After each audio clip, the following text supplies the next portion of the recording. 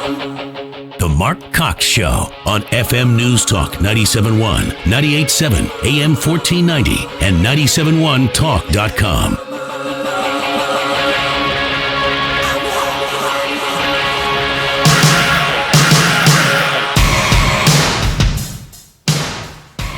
Folks in Washington, and particularly the president, need to focus on what all of those ideas and all of those policies, what they're going to do to real people.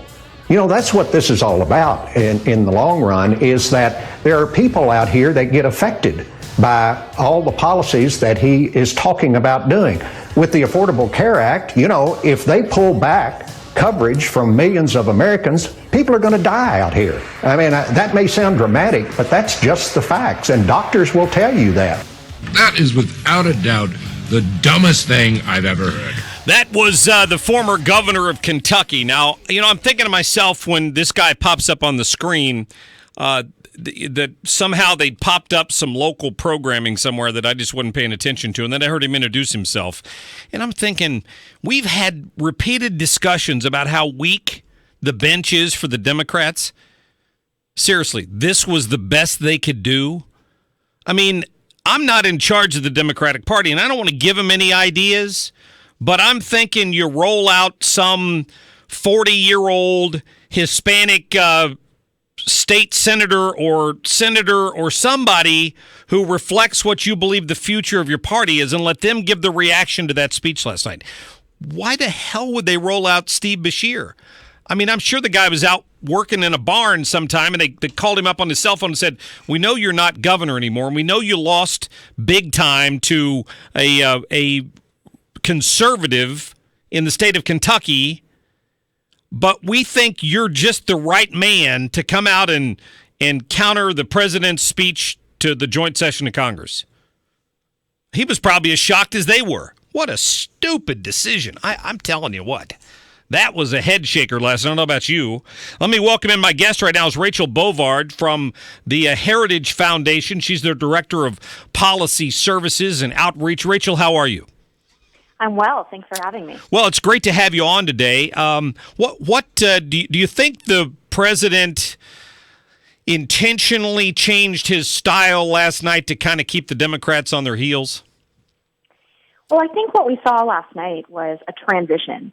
I think Trump has been, thus far, we're on day 40 of the 100 days, been focused on implementing his agenda items that he can do. So you've seen a lot of executive orders fulfilling the campaign promises that he ran on.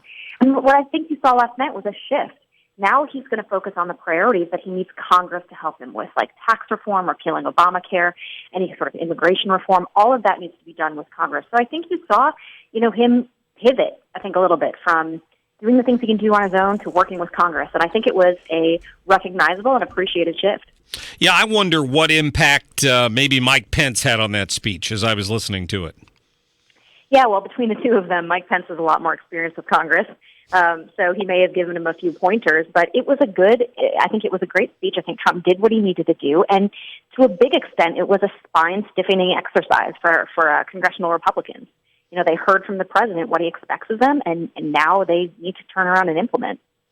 What do you think the biggest challenge will be? Now, obviously, he'll submit a budget, and then Congress will tear it apart. But, I mean, as a conservative, I'm seeing a lot of additional expense in there when it comes to infrastructure, and I support an increase in military spending. I guess what I'm wondering is, where are all these savings going to come from to pay for that? Because the last thing that I'm ever going to think that Donald Trump's going to call for is a tax increase, but I didn't hear him talk at all about additional revenue.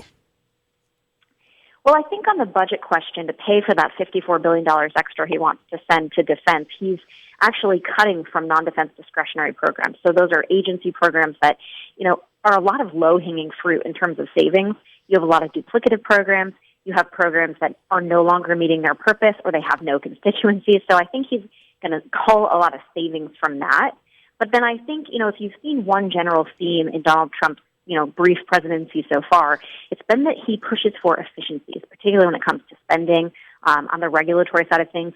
And I think, the devil's going to be in the details, obviously, but when it comes to the infrastructure plan, I think a lot of the savings on that side are hopefully going to be culled from getting rid of a lot of these onerous regulations on local communities when it comes to transportation. And this, no, I'm sorry, go ahead. I was just going to say this is kind of where Democrats can put the brakes on things, because unlike the debate over cabinet choices, it's not a simple majority rules situation. They're going to be able to really have some say in the negotiation over these expense cuts, right?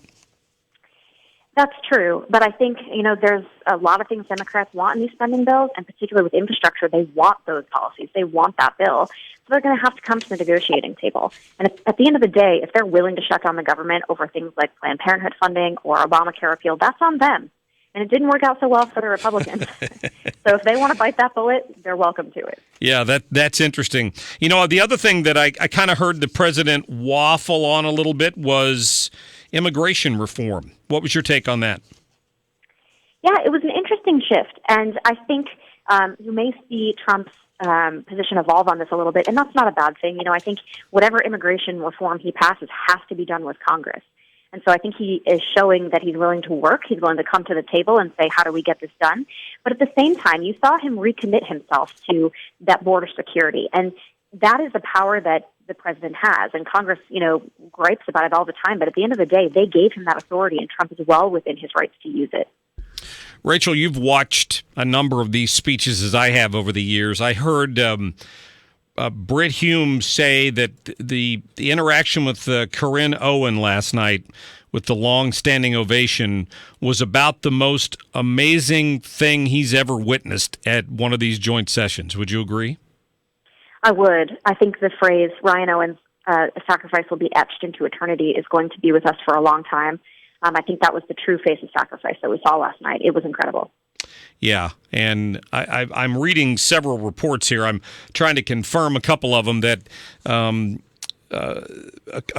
were a couple of Democrats who didn't stand up for part of that long applause, and I hope that's not the truth, but I don't know. We'll see what happens. Rachel Bovard of the Heritage Foundation, thanks so much for your time.